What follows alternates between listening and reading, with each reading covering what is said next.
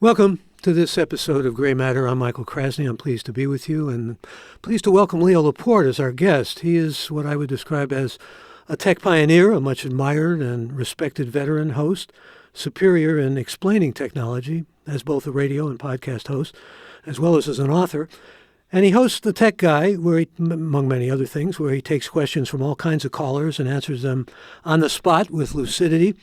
Many agree that nobody explains tech better. And those of you listening to us live will have an opportunity of asking questions of Leo you may want answered related to tech.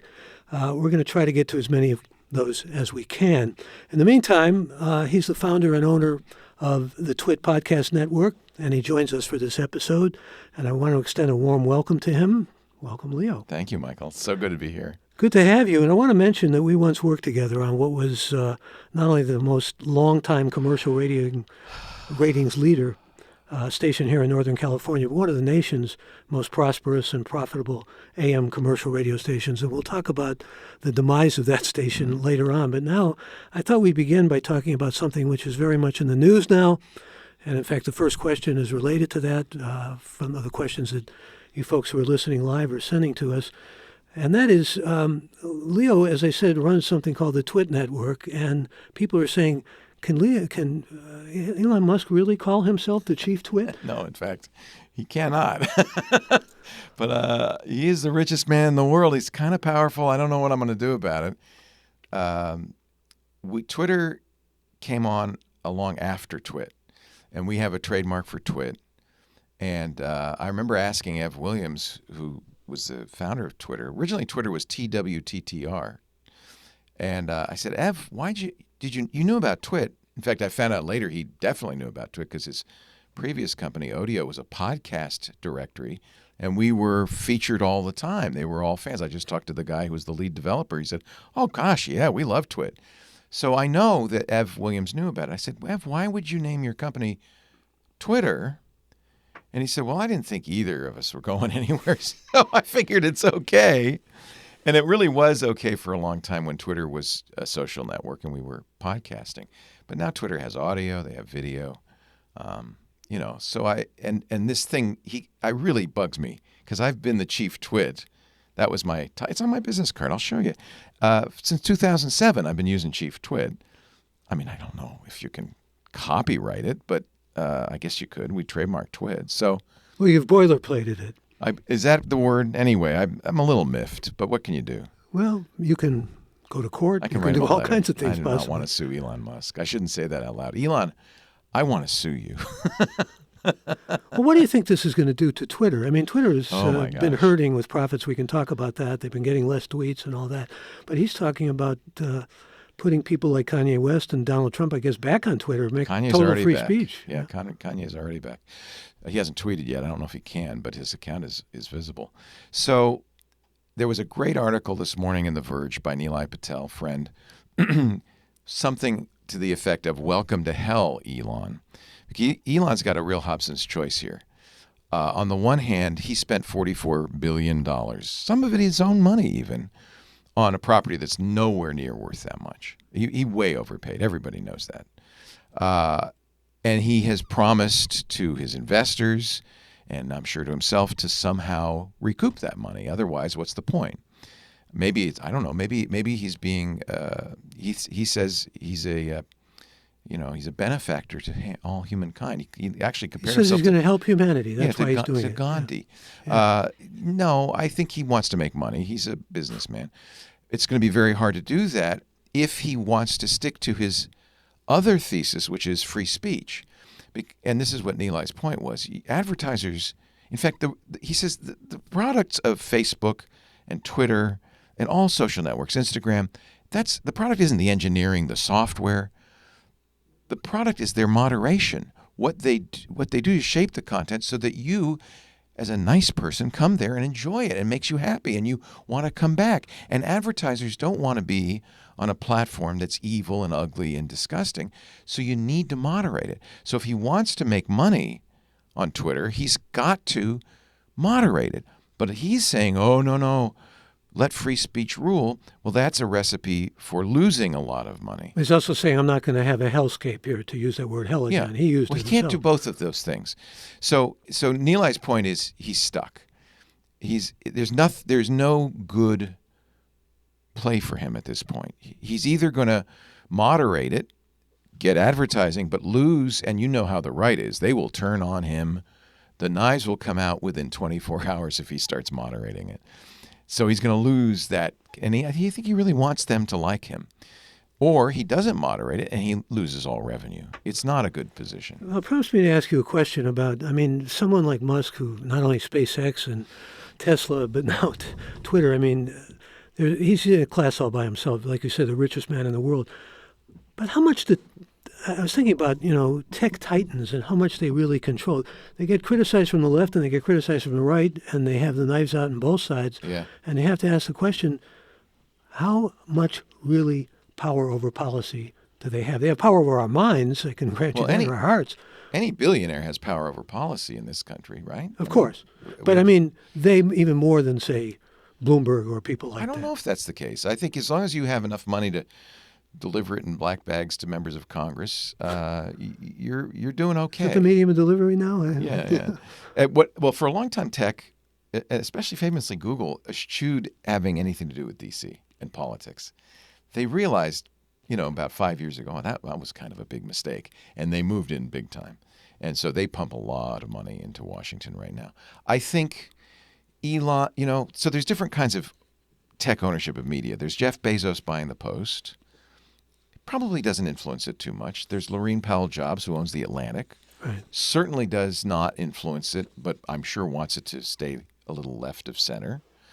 Elon is more hands-on than that. I don't see him being a benevolent operator at a distance. He already fired the CEO, the CFO, and most importantly, the woman who banned Donald Trump, the person who was in charge of trust and safety. And two general counsels. Yeah. So he's already cleared the deck of adult supervision. Who's going to run this now? Elon? Does he want to? If he does, he'll run it for, he's a kid. He'll lose interest and he'll move on. Well, you're right in saying he's in it for the profit. He's a businessman above all, probably. I think he has to be, yeah. But where now, for example, that Zuckerberg's losing money left and right on his investments. I think the last profit dip I saw was well over 50%, or certainly. Yeah, they've lost $700 billion in valuation. It's incredible. But he has all this alternative reality faith that it's going to happen, virtual reality, right. And the fact is, tech is losing money. Tech's in a winter phase now. Well, you might say that Mark's a smart guy, I think. Realized this. This is the classic, Well, he says it's the future. Yeah, this is the classic innovator's dilemma. When you get really successful in one area, it's very hard for you to pivot. So Mark's doing what is normally a very hard thing to do. He's pivoting a successful company into what he sees as the future. Now, no one knows if the metaverse is the future, but Mark's decided that. So he's, in a way, doing a very courageous thing, and he is losing his shirt on it. It's not looking good right now. Well, it's not necessarily looking good for tech overall since the pandemic. There's been some serious plummeting, except for maybe TikTok. And I want to talk to you about TikTok, because that seems to be the new paradigm and the place where real money is being made now, whatever real money means in that world. It's not real in terms of my understanding of finance, because it's almost like monopoly money.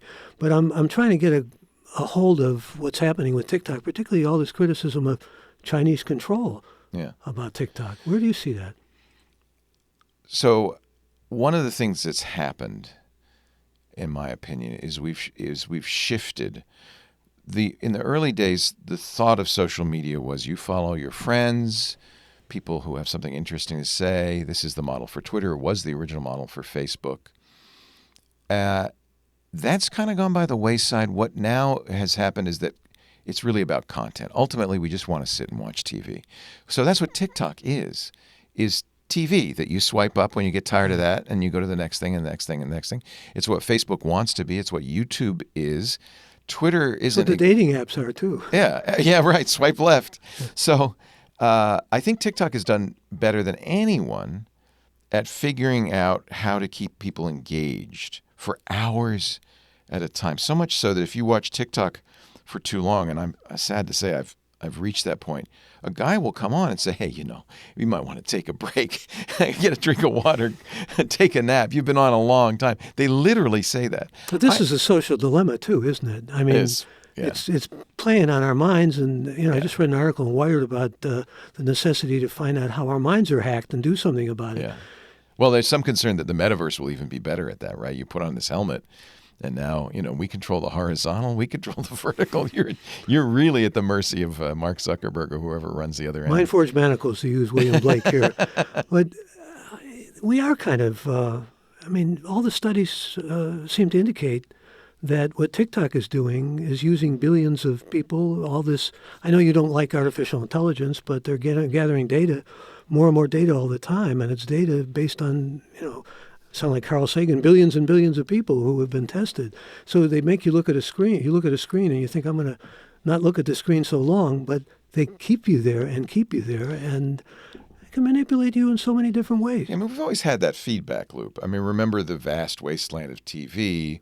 They would do what get the most ratings, and it took a few years from Uncle Milty to, Married with Children, but eventually it kind of went down to the lowest common denominator.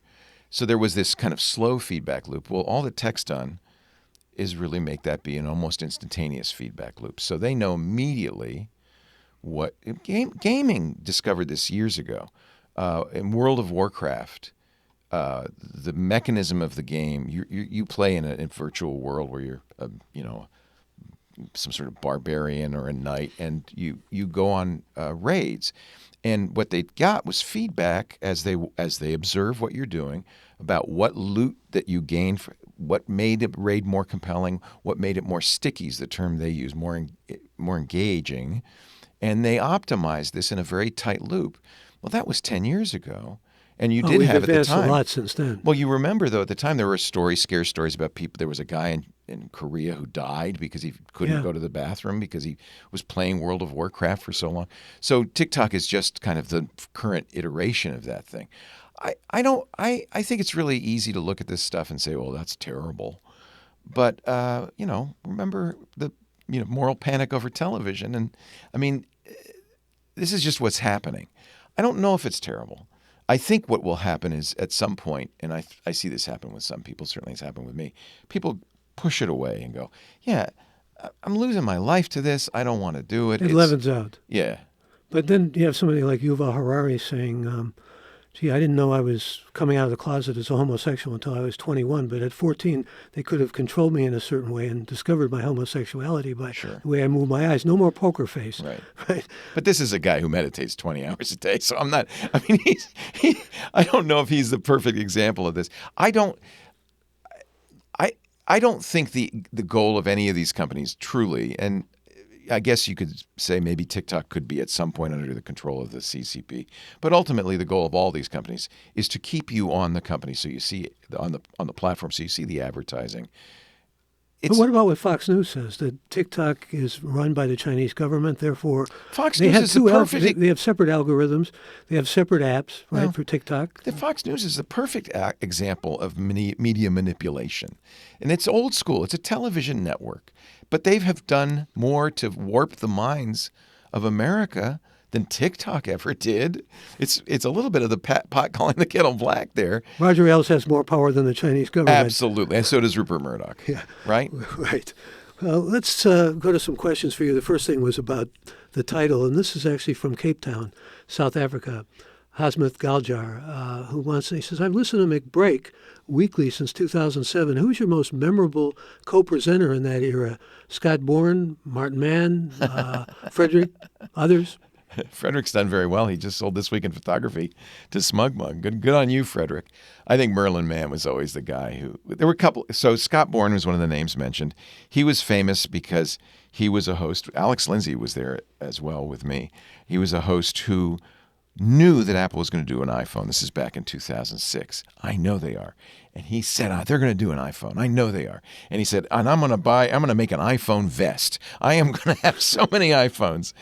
He was very excited. And he very famously, I was sitting next to him when the iPhone announcement happened, and he leapt to his feet. There was a picture on the front page of the San Francisco Chronicle of him holding the first iPhone because he had waited in line all night, and he had it in his hands. So Scott was certainly one of them. And he's still a podcaster. He's a great photographer. Merlin Mann, still a podcaster, one of the funniest guys I know. Alex really started MacBreak Weekly with MacBreak. What was that, 2004, 2005? Long time ago. So we've had a series of very memorable characters. Well, speaking about people you've worked with and first iPhone and everything, you worked with Steve Gibson, first anti-spyware, right? Yeah, that's right. He Security Now. I met him on Tech TV on the Screensavers. I'll tell you how long ago it was. He had written a program to discover if your zip disk was going to damage your zip drive. Do you remember zip disks? Some people do. It's in my memory bank somewhere, yes. And so this was probably, 2000, 2001. And we forged a friendship. And he's been doing a security show for us since 2005. He promises, he's done 880 or 90 of them. He says, I'm stopping at $9.99. I don't have room for 4 digits. So he says $9.99 is the last Security Now. So we figure we got about 2 years left of Steve. Well, you've done almost 2,000 episodes. Of The Tech Guy, yeah. Of Tech Guy, yeah. I want to talk about the whole Tech Guy thing with you, too. There's no dearth of topics with you, obviously, and things that we can explore. And I want to get to more of our listeners. But how do you curate that? How do you decide, for example, the tech field itself is so vast and everything's changing instantly almost. So how do you decide what you want to do? I'm very lazy, Michael. So I don't really curate it at all. I just wander in on a Saturday, turn on the microphone, and we open the lines. I will, as I'm coming in, or maybe as I'm in the shower before, I'll think, well, what would I like to? I usually start the show, as you know, every talk show host, you start with what's called a churn, right? And remember in the old days, you probably did this. You'd use a razor blade, you'd cut articles out of the newspaper, and you'd bring in. You call it topicating back in the day. Yeah, topicating. We were communicasters. I like topicating. So nowadays, of course, you don't do that, but I do. That's kind of mostly what I do in my spare time is basically razor blade stories out of the internet, so that I have a whole bunch of stuff I can talk about. And usually I try to, because that show is a radio show and most of the listeners are normal people. They're not the enthusiasts, the geeks that we have listening to the podcasts. I try to do stuff that I think would be of general interest. We talk a lot about TikTok and Facebook and the metaverse and all of that stuff. In fact, I was listening to one recently. You were talking about AI and discovered you don't like the name AI, huh? Well, and Elon Musk, by the way, thinks it's should be more fearful to us than even thermonuclear weapons. That's what he thought yesterday. Who knows what he's going to think tomorrow, right? Elon is a changeable beast. The problem is mostly that every company these days wants to spread a little thin layer of AI on what they do, even though there isn't really any AI involved. So my point then was most computer programs are not AI. They're just computer programs. Somebody wrote it and said, if this happens, do that. If that happens, do that. And it does it so fast, it kind of looks like it's thinking. But real AI is the computer writing its own programs based on looking at the world, collecting information. The best example of this is the Alpha program, the Google Alpha program that plays chess and Go. You know, that Deep Blue was the IBM program that beat the world champion. Remember this about a decade ago? Yeah, Garry Kasparov. And at the time, we all went, "Oh my God, this is the end of chess." It wasn't. But now they have cheating. It was the beginning of cheating. Google decided, well, we want to build a real AI. The Deep Blue had been taught rules and had been given positions and said, this position is better for black, this position is better for white. Even, and Kasparov didn't like this, it had been taught how to play against Garry Kasparov. Here's how he plays. Here's what you do to throw him. AlphaGo and Alpha Chess didn't know anything except the rules of chess. And Google said, okay, you play yourself. It played millions of games in just 4 hours. It became better than any human, just starting with the rules of chess and knowing that their one goal is capture the king. That's real AI because and we can look at the data it's using and don't know how it's doing it. It is doing it beyond our ken. There's no humans instructions. They just are given the rules, given a goal. Go ahead. By playing hundreds of millions of games against itself, it figured out the best way to play. It did it with Go, which is much more difficult, the Japanese game of Go, than chess. Chess is pretty deterministic. If you could calculate enough, you could find out the rules, for every move, what the best move Yeah, I think is. the chess masters would agree with you. Yeah, It is deterministic. Here's another question from South Africa. Osmuk wants to know, how did you and Alex Lindsay's paths cross? You started This Week in Tech. Who coined McBreak Weekly? Mac Break Weekly was Mac Break. Alex coined that. He was doing the Pixel Core. He, like he does now, had all this equipment and stuff and people. And he got together a few of us, Amber MacArthur, me, Alex, and Emery Wells, and his camera guy, who was it Brent? And we went to Mac World Expo and did the first show, Mac Break. It was a video show. He did a few shows, very famously. If you ask Alex, he'll tell you. We talked about it the other day on Mac Break Weekly. He did an episode in 1080p. Now, back in 2005, 1080p was impossible. You couldn't watch it. You couldn't edit it. But he did it. He did it with a very fancy camera he bought from Lucas. It was the model cam used in Star Wars. And I said after that show, which took a month to make, something like that. It took him so long because it was so high quality. I said, what if we did just an audio version?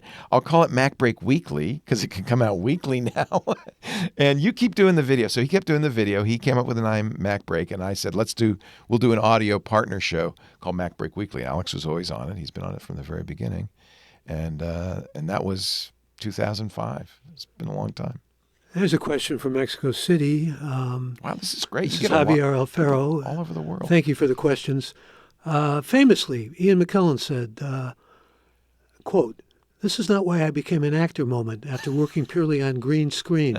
Have you had a similar moment after building such an awesome studio and then sitting around screens, and or did being in radio get you prepared for it? Yeah. Well, it's interesting because I was the Ian McKellen in this scenario. I wanted to still do what I'd always done.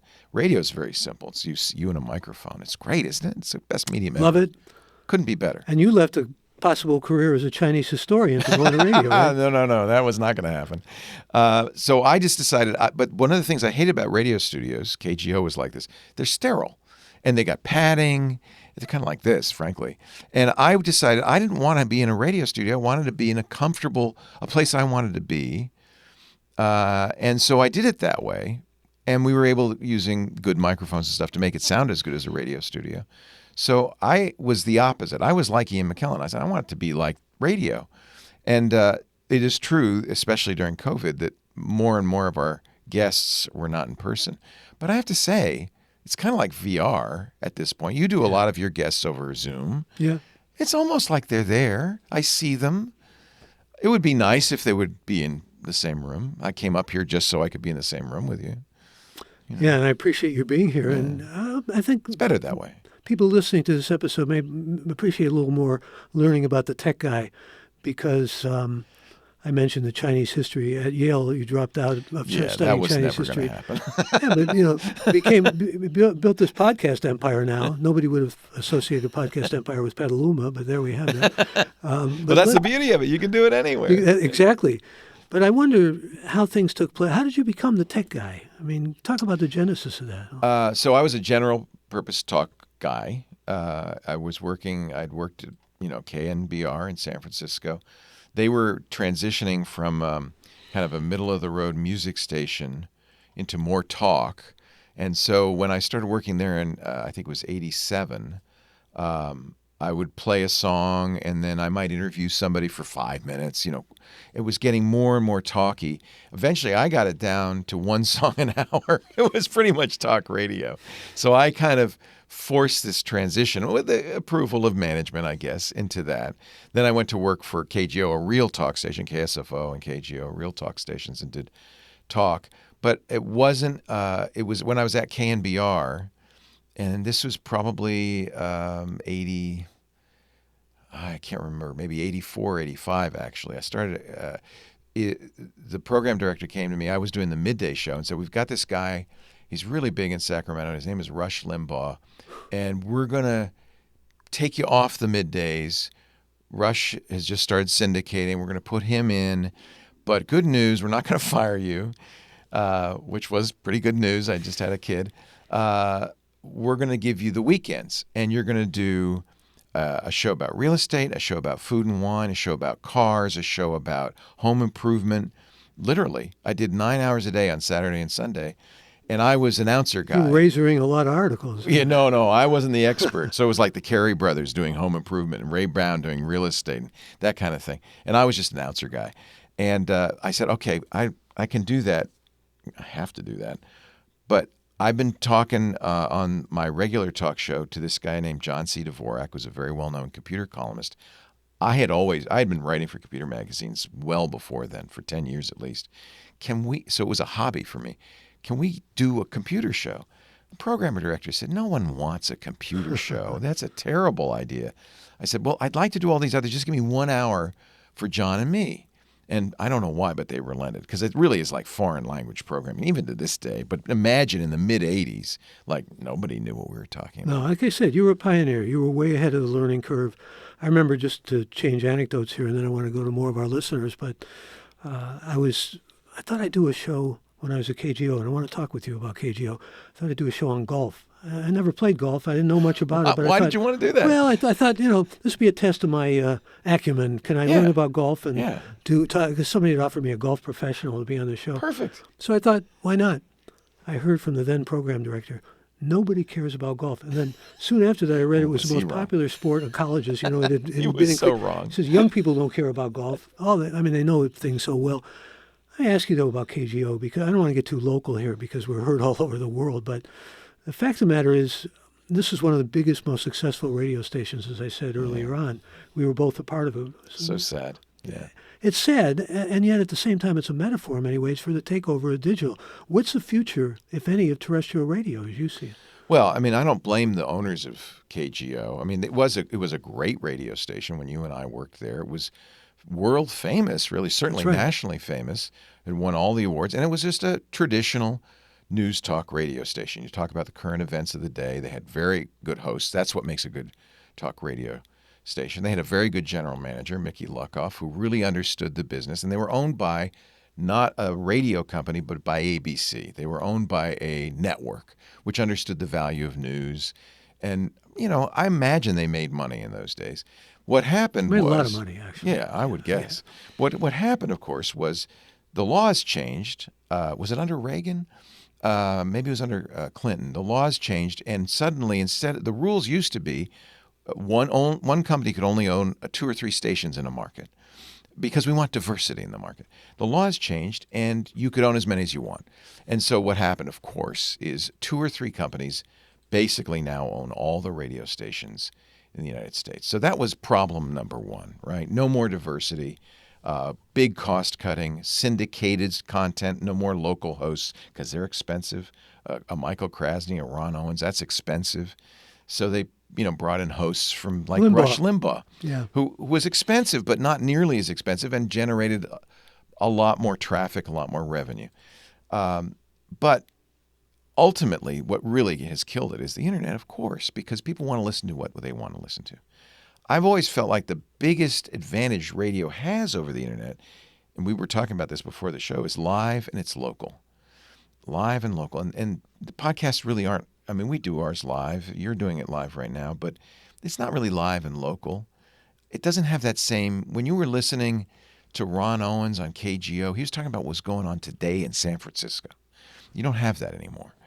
But nobody listens to the radio anymore. Who listens to the radio? When would anybody listen to the radio? Especially well, it's free. AM. You can turn it on your automobile and Nobody play does, the radio in your because dashboard. You know what? We've spoiled them because they can listen to any song they want now on their own device. That's right. If they want to hear about golf, doesn't matter if the local radio station has a golf golf show. Networks. There's a million golf podcasts. Yeah. So you listeners got control, and that was the end of it. These big companies were not responsive. They weren't doing live local anymore. All of a sudden, the listeners got control, I think that, I just saw a statistic from Edison Research. Radio, AM and FM, including streams, by the way, which had about 80% of the market 10 years ago, is down to 47% of the market. Yeah. And the future is not bright. I have a nephew who is an executive in radio, and so I get all this Yeah. firsthand. It's sad because I think it's a great medium. And I miss live and local. I think that's really important. So do I. But, even now we're talking, and I'm thinking, there's a breaking story this morning. People will hear this episode maybe weeks, months ahead, and so forth. So there's a little more reluctance and apprehension about bringing it up. But I mentioned Steve Gibson before and security. And I'm struck by Paul Pelosi's home being invaded so by some sad. guy 2 o'clock with a hammer. We don't know the facts of it now. Could have been political, could have been a crazy guy. Who the hell knows? But the reality is, I kept thinking about security. If she didn't have her detail there, that is Nancy Pelosi for her husband, you're right on the cutting edge of what's hot in security now. We could spend a whole hour just talking about cybersecurity. Yeah. I just want to get, because you've worked this out in some ways that maybe people would want to know. Home security. We don't really cover physical security. Although no, home security. I'm just talking about these systems. days, yeah. I mean, everybody can have cameras in every part of their house that alert them to movement, alert them to sound. They can have lights that come on. Alarm systems have come a long way from, press a panic button and somebody will come out. And you can know ahead of time if somebody you can secure your perimeter like a billionaire would for a lot less money now. There's companies like Wyze, WYZE, that make cameras for $30 or $40. You could put a dozen of them around your house and get an alert on your phone the minute there's any movement. You'll know every raccoon in the neighborhood before the night is done. So it's certainly possible to do a better job. But, if you think about it, Michael, I've always thought this.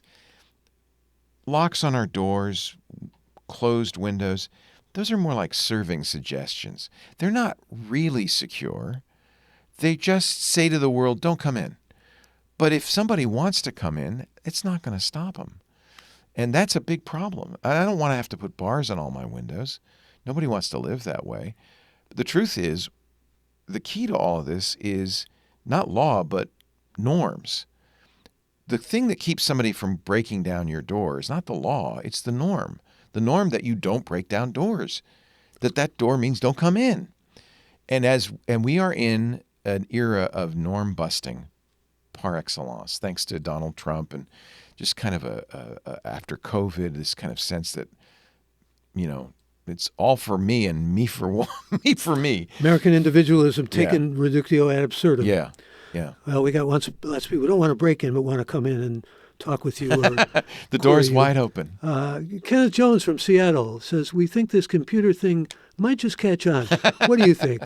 Where will we be in 20 years? Well, any prognosticating about where this is all going? It's really hard to predict because what makes technology exciting is these kind of left turns, these sudden paradigm shifts where, I never thought about that.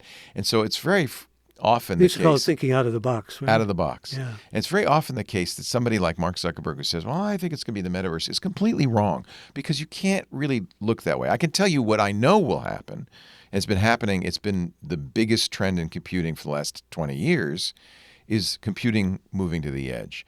So you remember your first personal computer. It was on your desk. It was big. Yours was a Atari 400, right? How did you know that? Well, I pick up these facts. It had a presence, right?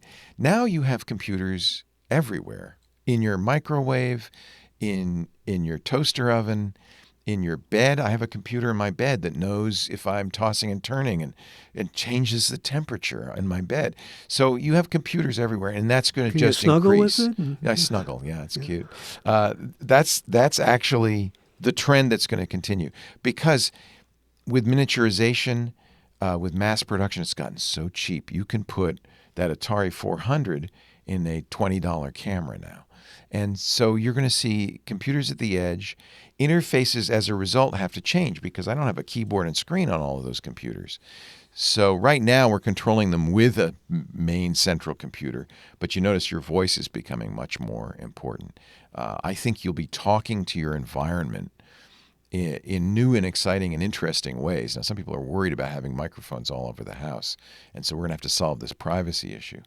But that's the interface of the future. Microphones and sensors, too. And sensors. Yeah. So when you walk in the door, it says, "Hi, Leo. Let me play your theme song." Do you have a theme song? No, I don't. A question Somebody made I wanted to do this at our company.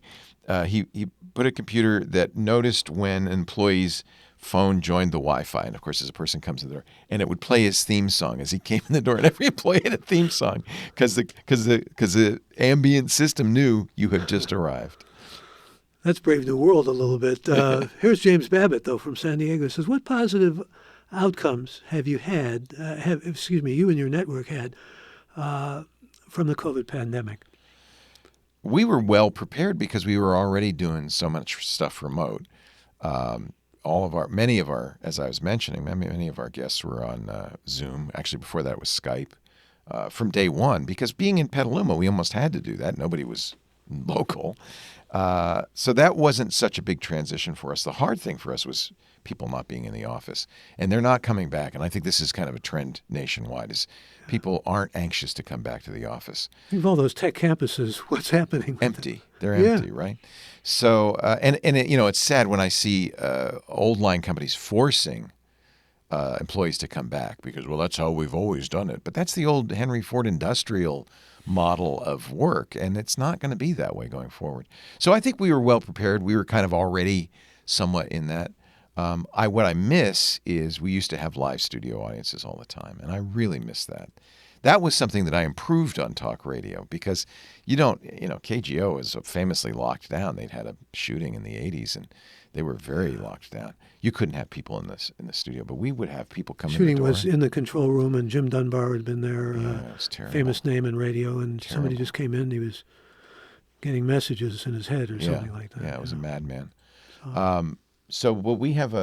We have a large room with lots of chairs, and we'd have 20 or 30 people. Sometimes people from all over the world would come. It's very relaxed, comfortable. It was wonderful. Yeah. But we can't do that anymore. No, which is a shame. But we can go to more of our listeners. Peter Sargent in Round Rock, Arizona, I guess, says, we are approximately the same age, and I was wondering what thoughts you have around a succession plan for the network as you and Lisa contemplate retirement. This is obviously somebody who listens very closely to what we're doing. Yeah, I'm 65, going to be 66 next month. The nice thing about what we do is you can do it forever. Paul Harvey did it till the very almost last. The day he died, yeah. And so I would like to keep doing this, but I also don't want to do it 24/7. So we have some young people in the, we have Micah Sargent, who's in it under 30, believe it or not, who's a great talent. I think he's going to do very well. Ant Pruitt, Jason Howell. We have other staff hosts as opposed to the people we bring in over Zoom and Skype who are on-prem. As far as retirement, what would you go back to Chinese history? That's my plan. Yeah. No, I told you, this is what I want to do. That's a crazy idea. I want to stream a late-night show about 10 p.m. to 2 a.m. where I just talk. Maybe we have a little cafe ambience in the background, some tinkling piano music. I tell stories. I read poems. I just ramble because when I go to sleep, I like to listen to audiobooks, but then I always get mad because I miss a whole bunch of it because within 10 minutes I'm out. So I want to do a show where nothing consequential is happening. There's nothing stimulating, and you'll just go to sleep, and you won't feel bad that you missed it. But do you have, one of the things I found when I retired. How did you do it? Did you think you weren't going to be doing it anymore? I wasn't sure. I thought maybe weekly, which is what I'm doing, which has worked out well. And I also retired from teaching, and I didn't want to give that up. So I do this 10-week classes at Stanford through their continuing education. So I'm doing both things that I did because the problem is, I know a lot of people who worked hard their whole lives and they just can't wait till they retire. And then I just want to travel. I want to play golf. I want to learn cooking. I want to learn exotic languages and so forth. I like doing what I do, teaching and communicating. We are working. That's the problem. that was the problem. I've got someone in Minneapolis, TJ Asher. Thank you for this question. Who has been or was the most influential person shaping your career in radio? Well, I think some of my style comes from Arthur Godfrey. Whoa. You and I are old enough to remember Arthur Godfrey. Yeah. Probably nobody listening is. Paul Harvey. I liked even Ed McMahon. I liked the hosts who were warm, approachable, authentic, and I wanted to be like that. I wanted to be a real person on the radio, and I came from that era where there were people like Jack Parr and Arthur Godfrey. I mean, I don't actually remember them being live, but it was recent enough I could, And you grew up in hear Manhattan? about them. I grew up in Rhode Island, but we could hear the New York radio stations, so I would listen to. We were talking about Gene Shepard. I thought you were born in Manhattan. I was born in Manhattan. My dad was at Columbia. He was a doctorate. He's a geologist. He's a geologist. Yeah. He was getting his degree there. So when I was 3 or 4, he got a job at Brown, and we moved to Providence. But so I don't really remember Manhattan. But I always feel when I get there, I always say something about this. I feel like I'm home. So I think that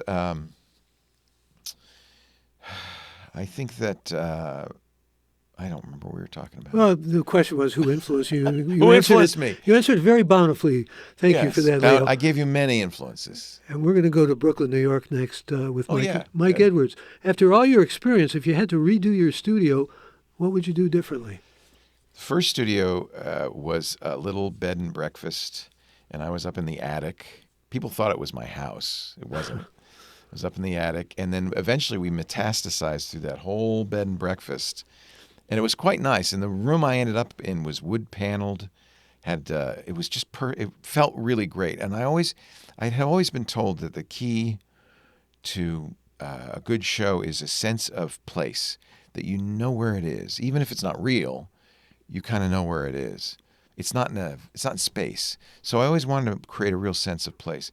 We moved down the street to a giant old furniture warehouse that was a drugstore when I was first in Petaluma, that we took over 10,000 square foot above and below. And we built this fairy tale studio, which was my dream studio. We got a Hollywood designer, Roger Ambrose, to come in, and we made it. It was an open floor. It was the dream. It was incredible.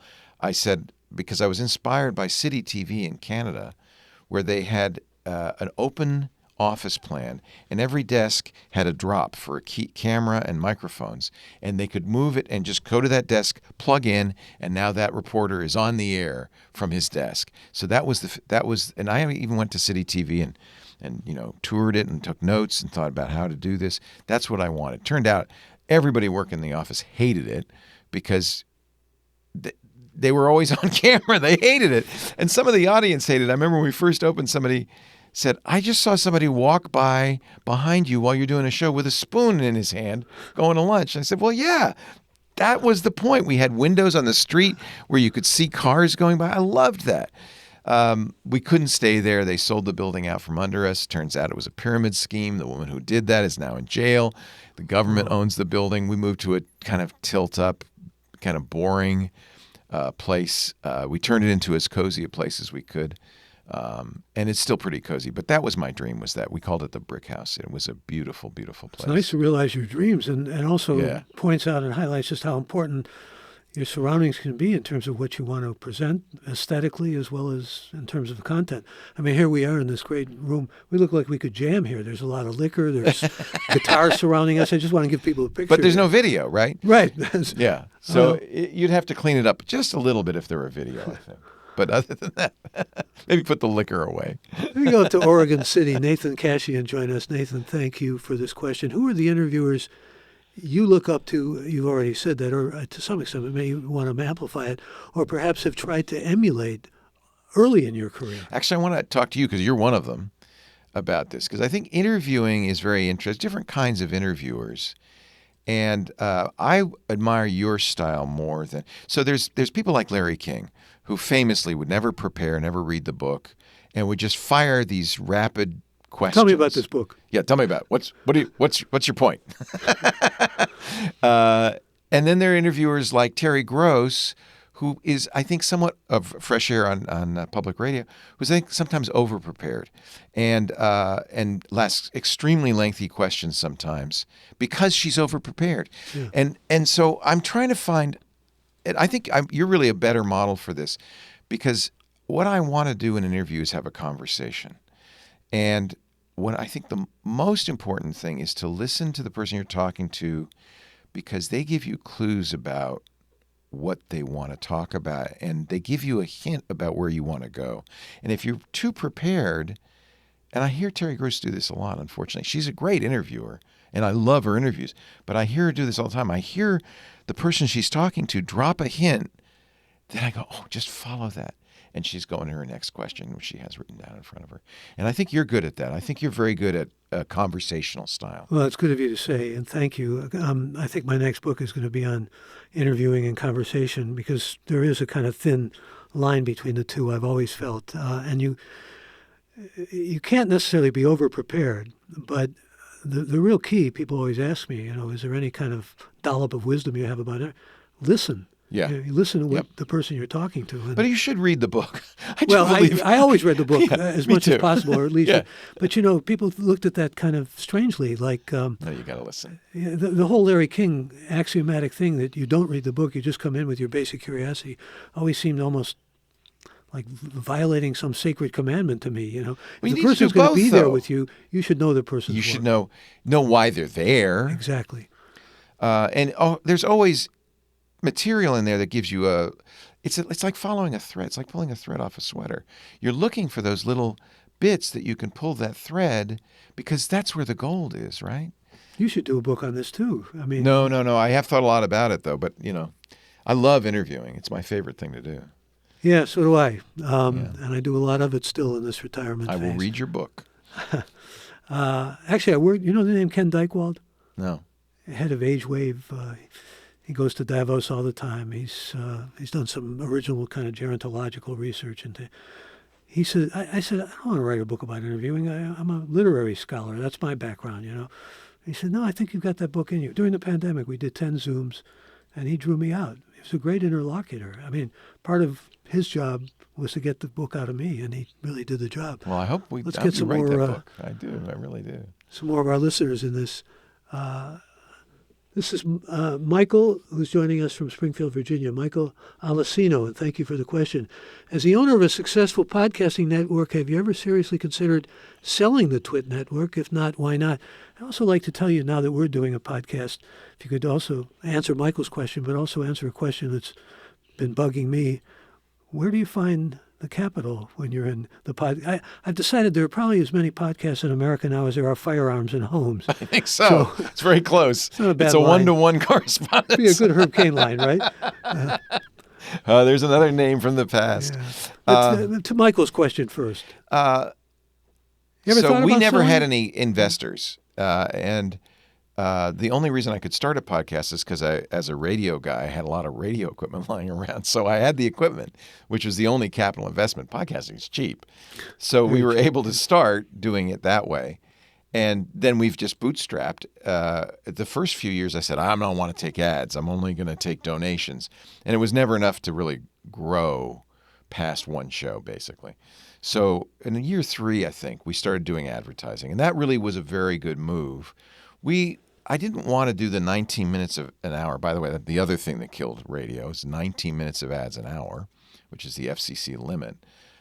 We didn't want to do that. I said, we're going to do no more than one ad every half hour, and we will pick our advertisers. And instead of being pre-recorded hype ads, I want to do an introduction to the audience of the advertiser and talk about features and benefits, very old school, right?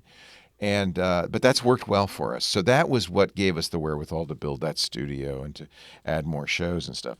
We wanted to sell it. In fact, I think the future of podcasting, sadly, is a little dim because of companies like Spotify, iHeart, and Amazon. Their goal, all three of them, is to get you to listen to shows in their app.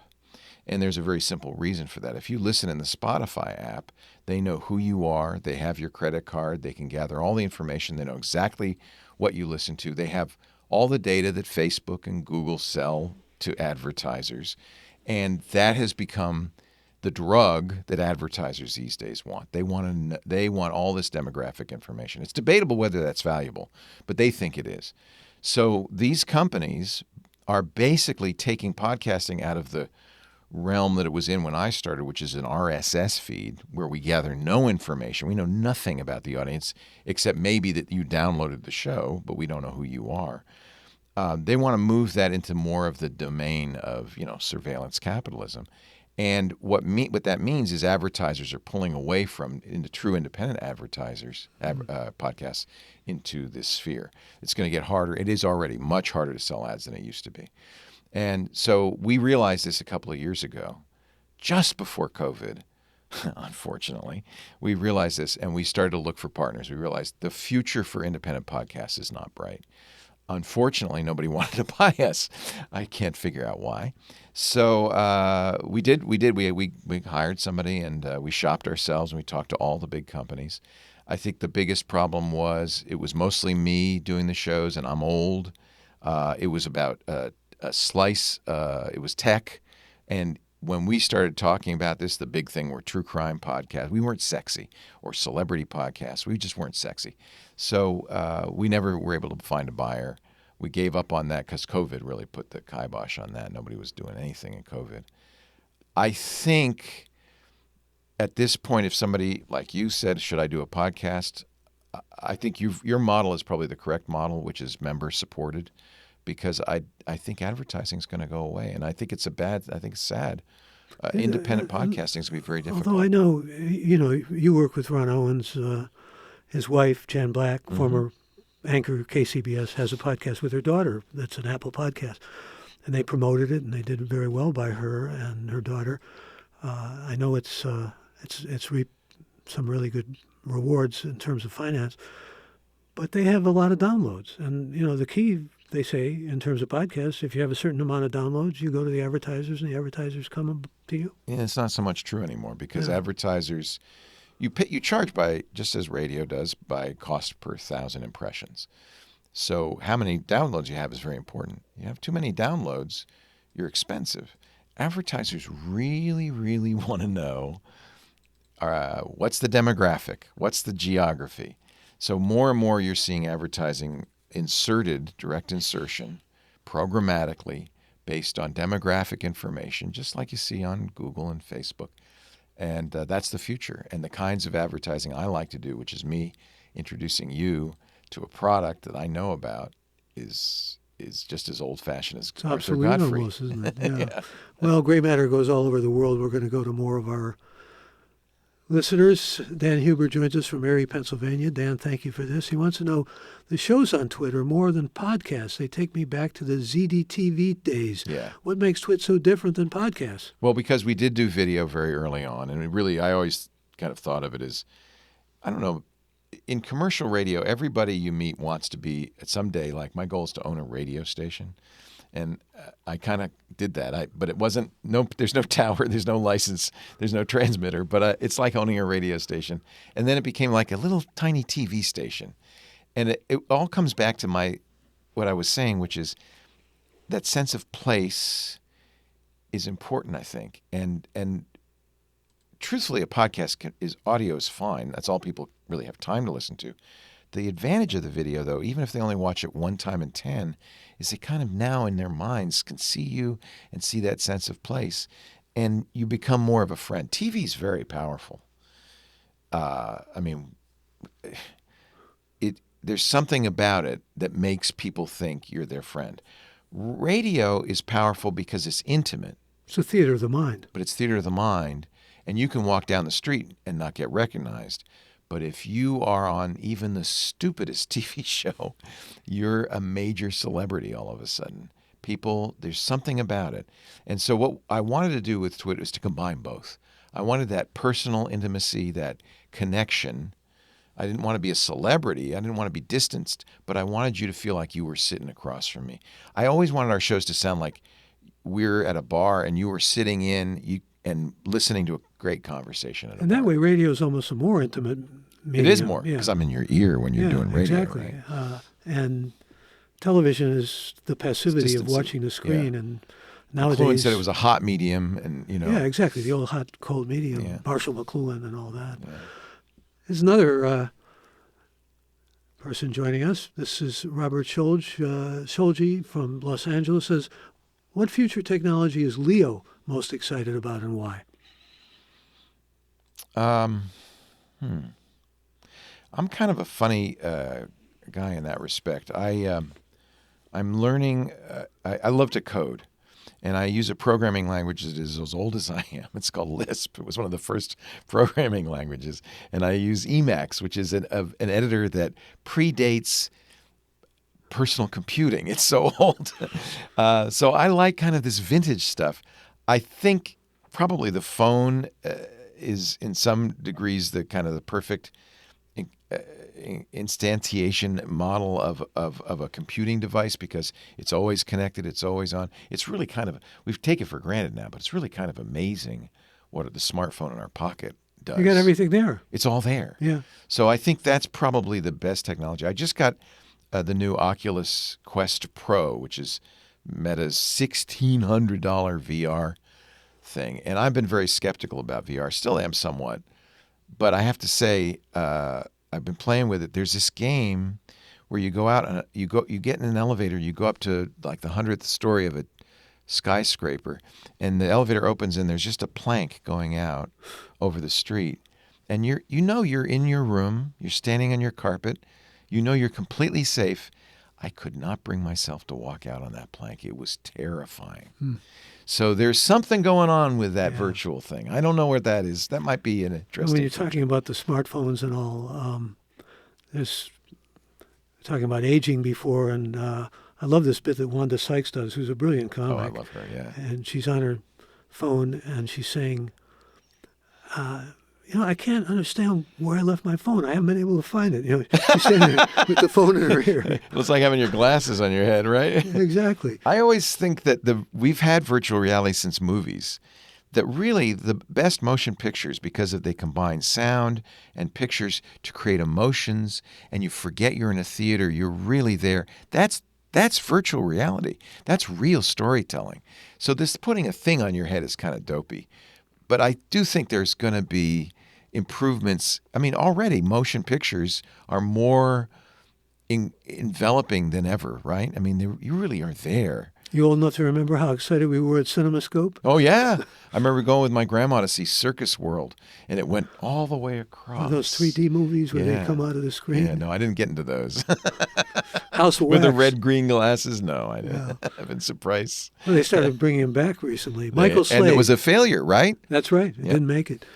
Michael Slade, thank you for this. He says, podcasters like Kara Swisher seem to be using services like Riverside FM and Twitter Spaces as part of their technical infrastructure. If you were building Twit today, would you still build a studio? No, it'd be very different now. When we started in 2005, actually, our first podcast was October 2004. So it's been 18 years exactly. But when we first started, there was no infrastructure. In fact, the donation system might have succeeded back then had there been Patreon. All of this stuff has come a long way. Nowadays, if somebody says, how should I do a podcast? I just say, go to Anchor FM. It's as easy as pie. You don't need any fancy equipment. They'll post it everywhere. It's so much easier. And when I started, I was hand coding the RSS feeds. I was typing in by hand because there were no tools to do it. I mean, it's come a long way. The old saw about, computers, they're just tools, and it's how we use them, and they can be used for good or evil and all the rest of that. Where are we seeing things in terms of the dangers now? Where do you see the big dangers, the darker side of computers? It's really easy to say, oh, look at the horrible things on Twitter and look at how people are losing their lives to TikTok. But it's also just as easy, we don't do it as often, to say, look how disadvantaged communities have found a voice on Twitter and are exposed to the world. And I think a lot of what's happened in the trans communities and the gay communities is because of technology bringing gay and trans people into our lives. So, and I can go on and on. There are many, many examples. I think there are just as many examples of the transformative power of technology, if not more, than of the negative. So it's both. It's the world. And as with everything in the world, I think it is neutral. And I think it can go both ways. I would hate to see, and I worry about this trend, that we throw out technology because we're so afraid of the harms. We need to find solutions for the harms. We need to get back to norms, by the way. But the power. What we're doing right now is thanks to technology, and people are listening in South Africa, all over the world. That's remarkable. So you're not only a tech guy, you're sort of a armchair philosopher, and that's one of the reasons that I wanted to talk to you, because I thought I could draw a lot of this out of you. Well, and I don't want to be an evangelist for technology either. Well, I'm not I don't think you've ever been an evangelist. Yeah, oh, technology is going to solve all our problems. Yeah. It's like the world. It's enhancing what we've got, the good and the bad. Like you said, wasteland of television. Analogy is perfect in many ways. Let me go to Kansas City, Missouri next, and Brett Dekas, who says, Leo, thank you for all that you do. What is your preferred count of participants in a group discussion? Interesting. Oh, that's question. interesting. Yeah. Like the Dunbar number of 150? I don't know. Twitter was great when it was just a few thousand people. Every social network I've ever been on has been better when it was an affinity group, a small affinity group. So I think that's the key, not the numbers so much, but just that sense of shared purpose and interest. So that's one of the reasons Discord, I think, is really interesting. We have a Discord for our club. We do too. Yeah. I don't know if you've used it much, but it is an affinity group, and it is people of like minds. And so, starting from a ground of being that makes the conversations, I think, much more valuable. So I don't think there's a number, but I do think it can get too big, and it can get too diverse. And in fact, that's what happens on Twitter. What does that mean, too diverse? Well, it's hard. It's hard to have a conversation if we don't all have the same ground of being. So that's why you and I get along, because we have a certain. If you listen to this show, we're talking about ancient history, but we understand each other because we have that shared ancient history. So I think that shared ground of being is pretty important. Now, you can create it, but that's what's interesting about Twitter, for instance, is there's something called Black Twitter, which is great. It's fascinating, and because Twitter lets you only follow people, hear from people you follow. You can create within Twitter a community, and there are many communities inside Twitter that we don't even know about that because there's that shared ground of being, I think they're more valuable. I've heard that Twitter is now just a lot of kind of porn and crypto. Is that true? There is a lot of porn and crypto on Twitter, but you have to know where to look. You have to follow those people, right? As soon as any conversation on Twitter goes to Bitcoin and crypto, I just unfollow those people, and I never hear from them again. Well, I want to plug an episode we did with the that's interesting. president of Coinbase. Yeah, that's interesting. Usually we go an hour, and I think in this case, we got a lot of people who want to talk to you. I'll talk as long as you want. Good. Mostly my shows, Michael, are 3-4 hours long. Yeah, no, I know.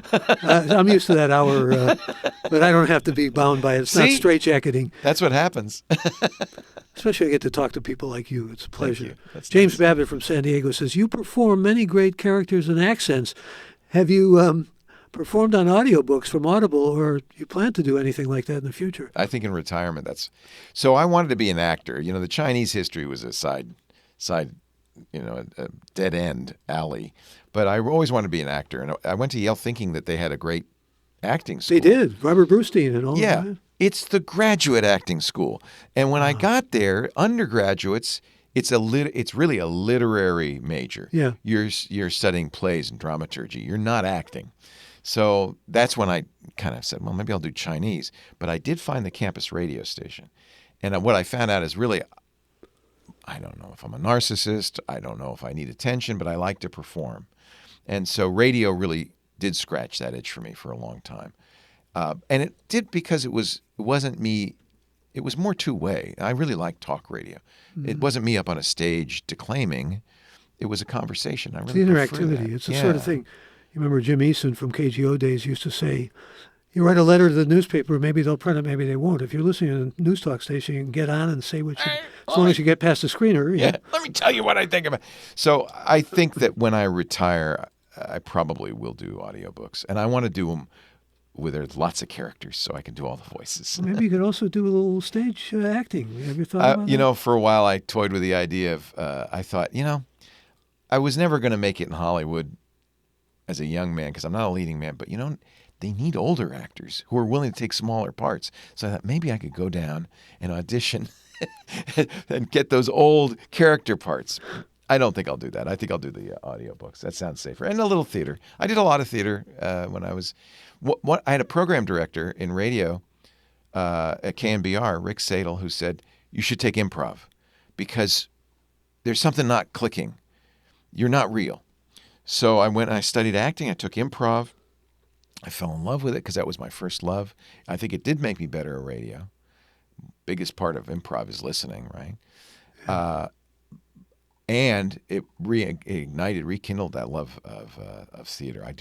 I love going to theater, and I think I probably would love doing theater. So maybe I'll do some amateur theater. Oh, we could do some improv. I mean, there used to be improv used to be big in San Francisco. It was always big in Chicago. Yeah. I mean, Yeah. we need more improv. Yeah. We also, I suppose, maybe need more of our listeners here. Let me get Rajan Shandy on from Los Angeles, who wants to know, what do you think of the success of so many YouTube channels and how big this market has become? Yeah, I have mixed feelings about YouTube. You know, my son, who's 28,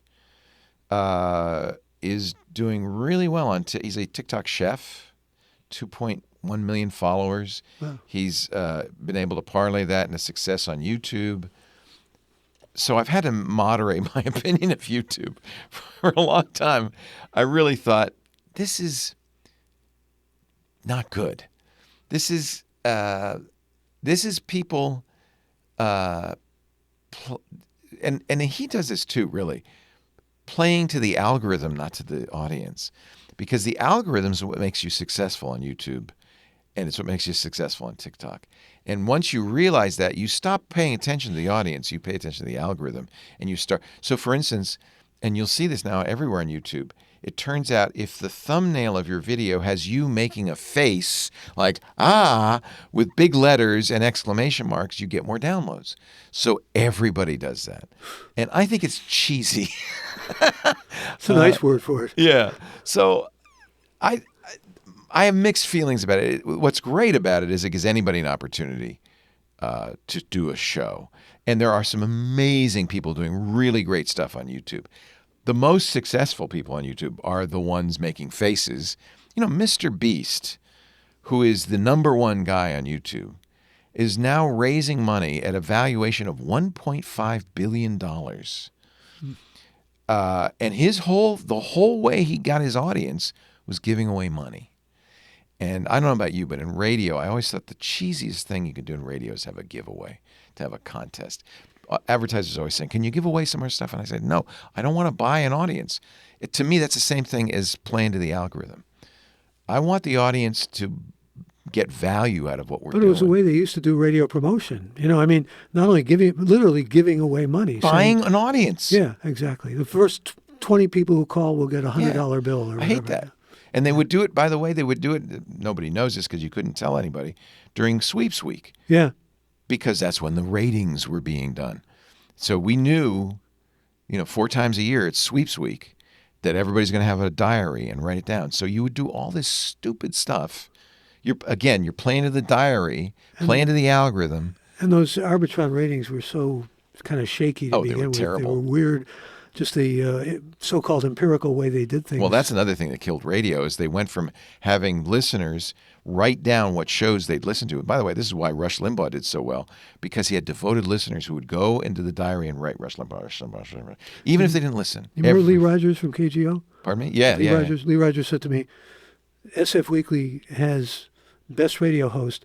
I'm going to tell my listeners to write in my name, so I'll be the best radio host. And sure enough. He won. Yeah.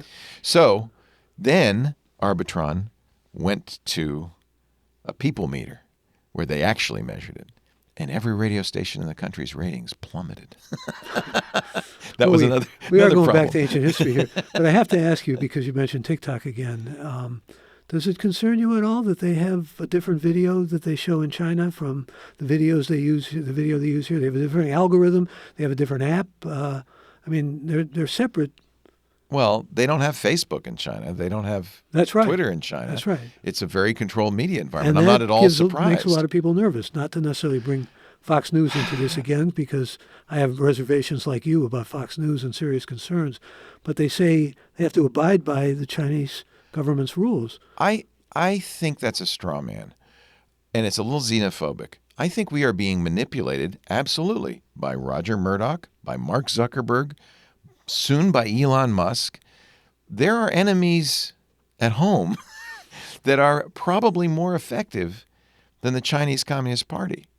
I'm not so worried about them. You shouldn't be worried about them. You should be worried about Roger Ailes. Actually, He's dead, as a so we don't have to worry Chinese about him history anymore. student, which Yeah. you seriously were at one point, I've often love thought, China. notwithstanding Taiwan and notwithstanding Tibet, and those are big notwithstandings, Yeah. the Chinese never seem to be all that concerned about expanding outside of Asia. Yeah, well, I'm not an expert. They're, I believe, more interested in soft power than they are in Yeah, hard exactly. power. And And they're look, getting a lot of it in Africa and Yeah. Pakistan. And, Yeah. They maybe worry about that. The Belt and Road Initiative. Maybe worry about that. Nobody's going to invade the United States of America. We are uninvadable. Aren't we? We are not invadable because everybody has a gun. You'd be nuts to try to take over this vast country. Maybe you'd nuke it, but that's why I believe we don't treat China as an enemy. We treat them as a trading partner. It's crazy not to treat. This is why China's smart. That's soft power. You don't fight a war with somebody whose your economy relies on. We should build bridges to China, not start to try to find reasons to hate. China's getting closer, though, to Russia than it's been in a long time. There used to be, this kind of fear of communist conspiracy between the Sino-Soviet alliance and all the rest of that. That alliance has taken... It's a mistake to worry about ideologies. It's much smarter to worry about people. Putin is a threat. And Xi is... And Xi is probably a threat. Yeah. Worry about them, not the ideology. That's not the problem. It is madmen, and there are a few at home as well, who want power at all costs. Those are the people to worry about, especially the ones who have nukes. Okay. A lot of people we want to get to, at least a few more questions here. This is from Tempe, Arizona. This is Chris Clark, who says, Leo and Michael, have you ever had an episode of laryngitis? What happened and what did you learn? Have you? Wonderful kind of... Have you? That's a great question. Yeah, out of the expectation of questions. I have. I remember there used to be a little radio station called KTIM, which you may know. You had a hot tub. What was the name of your called show? Beyond on the Hot KTIM? Tub. Beyond the Hot Tub. Did you know that, Alex? His show was called Beyond the Hot Tub. It was a Marin County show. Were you in a hot tub doing it? No. It was beyond it. But there was a guy who taught at San Francisco State with me who met his students in a hot tub, and they did some acid. And this really dates very me, of course, Esalen too. kind of a Yeah, San Francisco State, where I taught for years. But this whole idea of, the whole sense of where radio has been. I mean, that's been kind of underlying a lot of our conversation, as opposed to. Well, we're old radio what's guys, and I don't want people to listen and go, "Okay, boomer." Those were the good old days. And so when I'm No, but excuse me, I did lose my voice once at KTIM. And Did you? Yeah, and I'm getting a little raspy right now even, but it's not laryngitis. I think it's something else. But I was on the air. I was interviewing. the chair a little farther away, if you don't mind. It's not that. Rest assured. How's this for name dropping? I was interviewing Jerry Garcia. Believe it or not. In a hot tub? Not in a hot tub, no. Okay. But I could feel my voice going. Oh no. And it went to a whisper. I've got that on tape. I thought, this would be great. Do you have all the stuff you did on tape? I have a lot of it on these old audios, yeah. Can we work on you to convert that to digital and post it somewhere? You don't have to work on me. It's been kind of in my mind. We got to do this. Yeah. Those tapes are not going to last. Yeah. I have a friend up in Canada, a guy named John Donaby. He worked KCRB in Toronto. Yeah. Interviewed everybody. Jimi Hendrix, Janis Joplin, everybody. Tapes in his garage, reel-to-reel tapes in his garage. I worked on them for the longest time. I said, John, those are going to disintegrate. That's history in your garage. And I never was able to get them. So please, digitize those. I got a good nudge from you there. Thank you for that, because I've been thinking about it. I have lost my voice. I always lose my voice in Vegas. We used to go do shows. At least you don't lose your... Not my virginity? No, your pocketbook. Oh, my pocket. No, I don't gamble. But it's so dry down there. So I always get Vegas throat. Yeah. And we've done trade shows down there. I don't like going down there. I miss Vegas. I used to go play in the World Series of Poker. Did you? Yeah. Were you good? Never in the 10,000 entry. I didn't have that kind of money. But, I've been a tournament player for years. I don't have the nerve to play. I love my neighborhood game. And I always look at the poker rooms and go, I wish I had the nerve to play. It was a great thing, though, about conversation. Who thought we'd be talking about poker in Vegas? Right? I was in Vegas last week.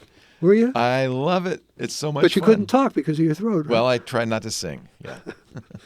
Well, it's been a real pleasure talking to you. Let me say thanks to you for being with us. And thanks to all of you who were with us live and all of you who will be listening to Gray Matter with Michael Krasny.